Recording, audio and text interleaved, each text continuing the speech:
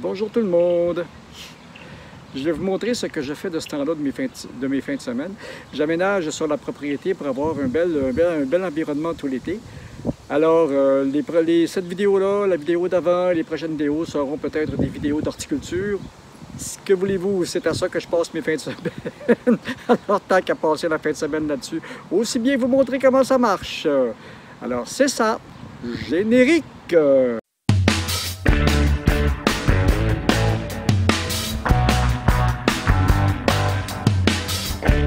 C'est beau ça, petite visite au centre jardin. J'ai des plantes. Maintenant, on va pouvoir remplacer les cèdres. Je vais vous montrer ça dans la prochaine vidéo. Il pleut, c'est le temps idéal pour continuer les plantations.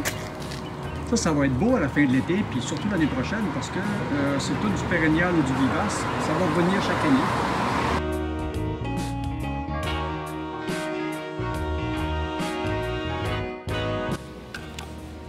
Bon, ça commence bien les travaux aujourd'hui. J'ai pété ma pelle. Ou juste le manche. Mais, comme j'ai une quincaillerie à côté de chez moi, eh bien, ils avaient la pièce en stock. Alors, on va installer ça. Et voilà, comme une neuve, temps de réparation, à peu près 30 secondes. J'ai installé des rubéquiers jaune-orange. C'est extrêmement dur à tuer.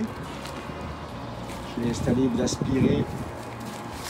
J'ai installé de l'aspirée japonaise. Les émeraudes. Donc ici, elle ne paye pas d'huile, mais ça prend 2-3 jours avant que ça soit en place. Voilà. Il me restait aussi quelques iris que j'ai réimplantés. Et quelques émeraudes géants. Ça vient 1 mètre de... C'est beau ça aussi. Voilà, et j'avais ces petites fleurs-là que j'ai gardées. Ça fleurit jaune, ça ne dure pas longtemps, mais c'est beau ça aussi. Là. Et voilà, maintenant on a une belle végétation qui va pousser. Et un petit peu de finition avec ça, c'est beaucoup plus beau comme ça. Le paillis a l'avantage de garder l'humidité pour les nouvelles plantations, qui empêche les mauvaises herbes de pousser. Et comme je suis un petit peu écolo, ben, j'aime le paillis naturel. C'est plus beau. Là, il est plus foncé parce qu'il est frais installé, mais il ne va pas aller. Un petit peu d'aménagement, ça faisait quelques années que je n'avais pas touché à ça. J'ai pris des plantes, je vais devoir faire un petit peu de remplissage. Un petit peu de terre à jardin pour régler le problème, puis elle va être libre pendant une semaine, ça va se placer. Il y en avait ici aussi. Et c'est l'avantage de ce genre de plantes-là, de ces vivaces-là, qui sont ultra rustiques. Quand j'ai besoin de... J'en ai beaucoup ici. Alors quand j'ai besoin de faire un peu de remplissage pour des plantes ailleurs, ben, je pige dans le tas. Un petit peu de terre à jardin, on va régler ça. Après ça, on va passer en arrière. Pour me débarrasser des mauvaises herbes, j'ai cette solution-là. Ça s'appelle des phlox. Ça, comme couvre-sol, c'est assez dur à battre. Et avec les phlox, comme ça, quand ils seront bien implantés d'ici 1 an ou 2, là, c'était un essai que je faisais avec celle-là, mais quand tout va être implanté, j'aurai plus beaucoup besoin de mettre du paillis ou de faire un traitement de mauvaises herbes. Comme ça, c'est complètement bio. La nature va s'arranger toute seule.